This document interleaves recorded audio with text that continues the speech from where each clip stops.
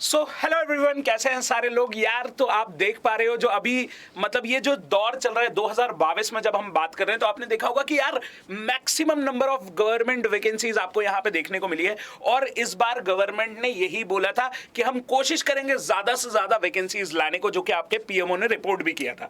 तो मेरे को लगता है कि this is now again a very good opportunity for all दो स्टूडेंट्स जिन्होंने कभी भी प्रिपेयर किया है गेट एग्जाम के लिए। तो देखिएगा जरा, यहाँ पे हम बात कर रहे हैं latest job notification through GATE, और ये किस एग्जाम के लिए है तो मैं आपको बताता हूं कि जितने भी हमारे पावर डिवीजन वाले, हरियाणा पावर डिवीजन वाले, उनकी जॉब्स आई है और कैसे आप इन जॉब्स में अप्लाई कर सकते हो, वो सारी चीजें, कौन एलिजिबल है, कितनी नंबर ऑफ सीट्स है, क्या पे स्केल रहेगा, ये सारी बात करेंगे। तो हमारे साथ है अनंत सर। अनंत सर के साथ हम डिस्कस करेंगे क्योंकि आपको यहाँ पे देखने को मिलेगा कि कुछ जो ऐसी जॉब्स है उनमें ईसी और इलेक्ट्रिकल का वेटेज ज्यादा है, इसलिए आनंद सर हमारे साथ डिस्कस करेंगे। तो देखो यहाँ पे वैकेंसी जो आई है वो इलेक्ट्रिकल वाले स्टूडेंट्स के लिए आई हैं, दूसरा सिविल स्टूडेंट्स के लिए आई है और मैकेनिकल इंजीनियरिंग के स्टूडेंट्स के लिए आई हैं। और जो ये वैकेंसीज आई हैं गेट के थ्रू। अब क्वेश्चन ये रेज होता है कि गेट 23 के लिए ये नोटिफिकेशन आया, मतलब एग्जाम दो और उसके बाद अप्लाई करो, या फिर ये गेट के प्रीवियस के 22 के लिए। तो भाई यहाँ पर ये गेट 22 के थ्रू वैकेंसीज हैं।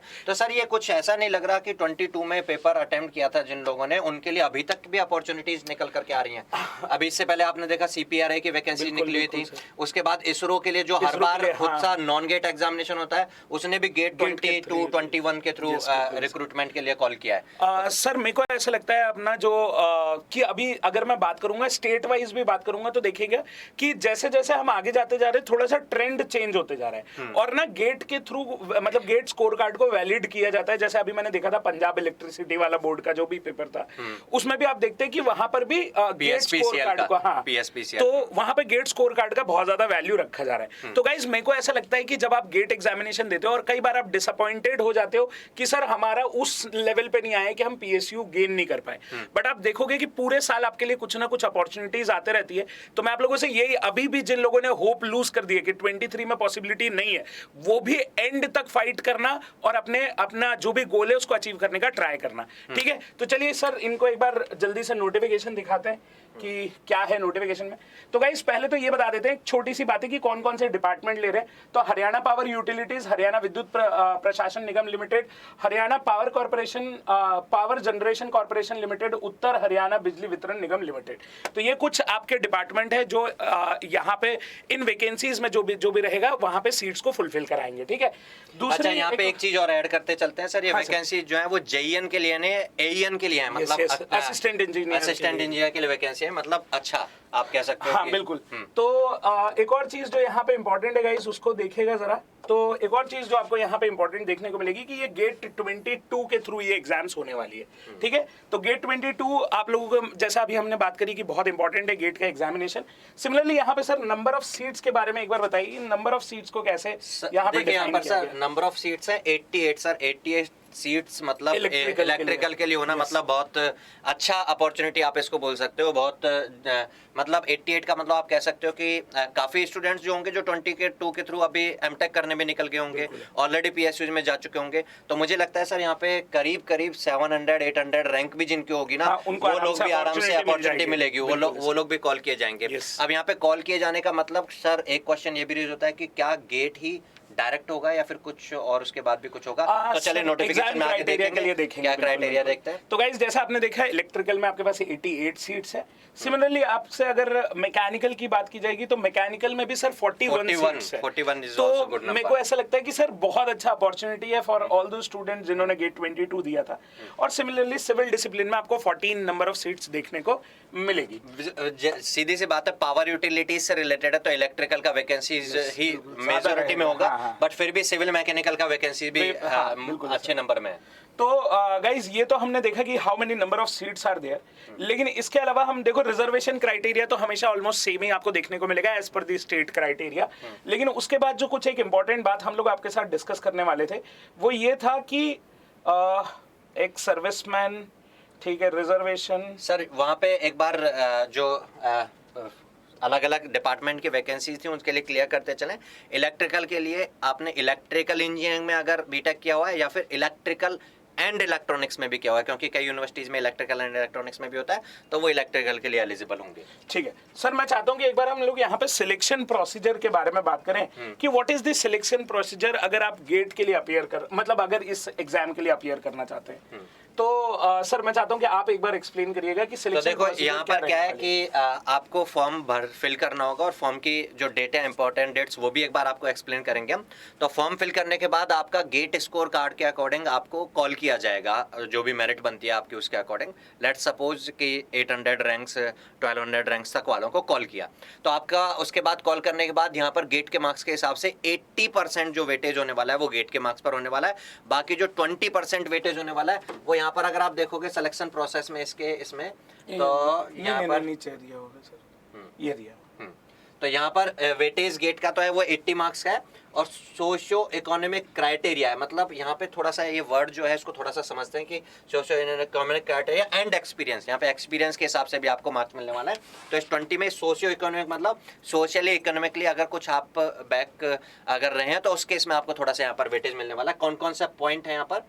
सबसे पहला पॉइंट है कि अगर आप ऐसे मेंबर हैं, ऐसी फैमिली से बिलोंग करते हैं जो ऑलरेडी जिसका ब्रदर सन मतलब कोई भी फैमिली मेंबर जो है वो अगर स्टेट गवर्नमेंट की इन हरियाणा यूटिलिटी से रिलेटेड इसमें अगर वर्किंग है, तो उस केस में आपको 10 मार्क्स जो होंगे वो नहीं मिलेंगे। अगर आप उससे बिलोंग नहीं करते हैं तो 10 मार्क्स आपको मिलेंगे।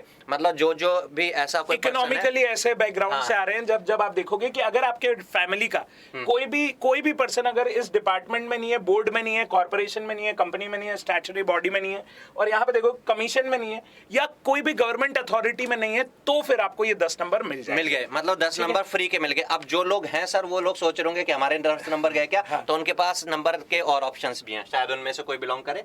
तो दूसरा एक ऑप्शन हो जाता है कि इफ यू आर विडो, या फिर if you are the first और सेकंड चाइल्ड जिनके फादर जो हैं वो 42 की एज अटेन करने से पहले अगर एक्सपायर हो गए, एंड यू आर फर्स्ट और the second child and his father died before the applicant had, मतलब अगर आपकी एज 15 थी उससे पहले अगर आपके फादर जो हैं वो एक्सपायर हो गए, तो उस केस में 10 मार्क्स मिलने वाले हैं। हालांकि मैं नहीं चाहूंगा कि कोई भी ऐसा हो, बट फिर भी अगर ऐसा है तो उस केस में 10 मार्क्स आपको यहाँ पर मिल जाने वाले हैं। और अगर ये क्राइटेरिया भी नहीं फुलफिल होता है तो दूसरा एक केस है मतलब किसी एक ट्राइब जो ये स्टेट में जो शेड्यूल्ड ट्राइब्स हैं, जातीज और ये तापरीवस जातीज वाले, ये हरियाणा स्टेट में स्पेशली होगा, तो उसके हिसाब से 10 मार्क्स उस केस में आपको मिल रहे हैं।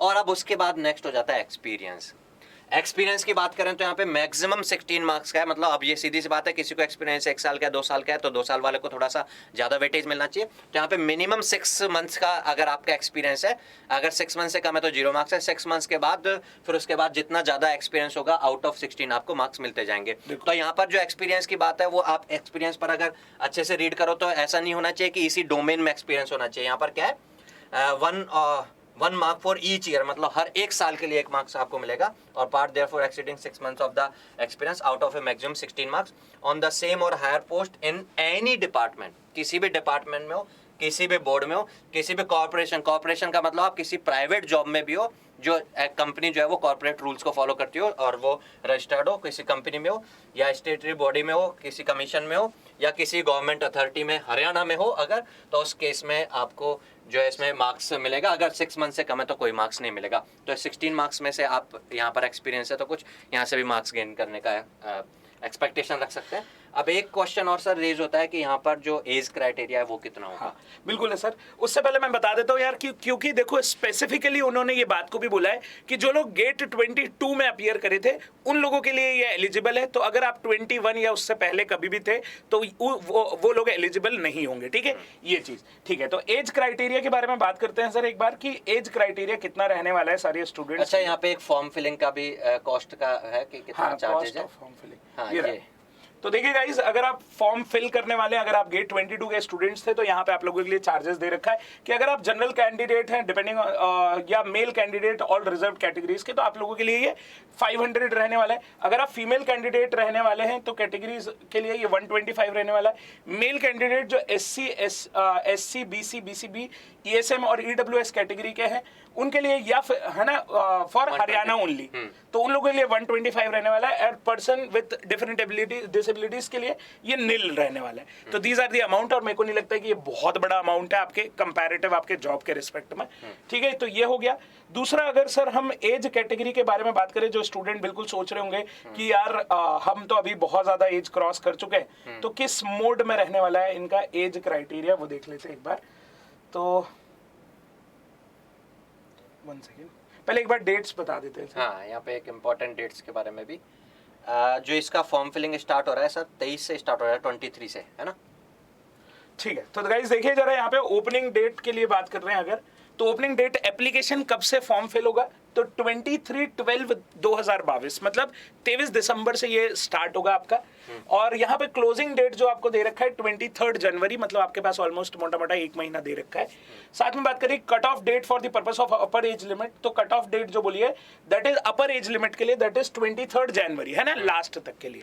ठीक है, अब सर इनका बिल्कुल मन होगा कि ये जान ले कि एज क्राइटेरिया क्या है। तो मिनिमम वाला तो मैं बता देता हूँ, मिनिमम वाला है 20 ईयर्स, मिनिमम इज 20 ईयर्स। और हाँ, एक चीज और यहाँ पे 23 जनवरी तक आपका बीटेक कंप्लीट हुआ होना चाहिए। 23 जनवरी जो लास्ट डेट है। मेरे को लगता है कि सर वो तो ऑब्वियसली क्लियर ही होगा, अगर गेट 22 इन्होंने दिया होगा तो मतलब सर एक चीज यहाँ पर ही हो जाती है, किसी ने अगर पहले दे दिया गेट, सेकंड ईयर में दे दिया था, थर्ड ईयर में। तो गाइस यहाँ पे एज क्राइटेरिया वाइज देखोगे, अगर जनरल या EWS क्राइटेरिया के बारे में देखोगे, तो आप देखोगे एज इज 42 ईयर्स। ठीक है, तो अगर आपने, मतलब ऐसा हो सकता है कि आप 3 साल से एग्जाम दे रहे थे और तीनों साल से कम नंबर आ रहे थे, और शायद 22 में भी आपने दिया और आपका वॉट एवर द नंबर केम, और अगर आप इस एज के फिर भी अंदर है तो भी आप अप्लाई कर सकते हैं। ठीक है, और मेरे को लगता है कि सर बिल्कुल जिन्होंने गेट 22 दिया था उनको एक बार जरूर अप्लाई करना चाहिए, बिकॉज बहुत अच्छी अपॉर्चुनिटी है, नंबर ऑफ। और सर यहाँ से एक चीज भी क्लियर सी होती है कि कई बार ऐसा होता है कि जब हमारी काफी एज हो जाती है तो हमें लगता है कि गेट का एग्जाम देने से फायदा क्या होगा, अब मुझे एमटेक तो करने जाना नहीं है, अभी मैं अपनी जॉब कर रहा हूँ, जॉब में बिजी हूँ। तो देखो, जो आप जॉब कर रहे हो उसका एक्सपीरियंस तो काउंट हो ही रहा है, वो एक्सपीरियंस यहाँ पे आप अप्लाई करोगे, मार्क्स भी मिल रहा है, और फिर उससे आपकी जो है एक्सपीरियंस के साथ साथ गेट आपने अटेम्प्ट किया, तो यहाँ पर बहुत तरीके से आप उसको आप अच्छे तरीके से यूज में ले पाते। तो गाइस मैं एक बार कंक्लूड करता हूं, मैं आपको एक बात जो मैं और सर बैठ के डिस्कस कर रहे थे जब हम इस नोटिफिकेशन को देख रहे थे, वो ये था कि सर मतलब गेट में तो आपको अपीयर होना ही चाहिए, क्योंकि n नंबर ऑफ बेनिफिट्स है जो आपको देखने को मिलेंगे। वेदर हो सकता है कि आपको एग्जाम देने के जस्ट 1 महीने बाद वो बेनिफिट दिख जाए, या हो सकता है कि 12 महीने बाद आपको दिखे कि हाँ कुछ आया है करके गेट एग्जाम के थ्रू। तो गाइस आप लोगों के लिए ये सजेशन हमारे एंड से है कि आप लोगों को गेट में जरूर से जरूर अपीयर होना है और एंड तक फाइट करना है पहले, क्योंकि हो सकता है कि अभी आप 30 नंबर पे हो या 40 मार्क्स पे हो अपनी प्रिपरेशन के अकॉर्डिंग, बट अगर एंड तक फाइट करते रहोगे 1 महीना और, तो अगर 50-60 तक भी पहुंचते हो, और ठीक है PSU नहीं मिल पाए तो भी बहुत सारे रास्ते ओपन रहेंगे, है ना सर? मेरे को ऐसा ही लगता है। हाँ, बिल्कुल सर। तो आई होप सारी बातें कर लिए इसके रिगार्डिंग। अगर आपको इसके बारे में और भी कुछ जानना है तो आप पर्सनली कनेक्ट कर सकते हो हम लोगों के साथ। ठीक है, तो ठीक है, thank you so much and मिलते रहे। सर एक चीज और, इसी तरह के नोटिफिकेशंस यहाँ YouTube चैनल पर तो आपको मिल ही रहे हैं। हमारी जो अड्डा 24/7 की ऐप है, वहाँ पर भी सारे जॉब नोटिफिकेशंस आपको मिल जाएंगे। तो ऐप अगर आपके पास नहीं है तो इंस्टॉल कर सकते हैं, इस वीडियो के डिस्क्रिप्शन बॉक्स में आपको लिंक मिल जाएगा, वहाँ से अड्डा 24/7 की ऐप इंस्टॉल कर लें। ठीक है, thank you so much. Okay, bye.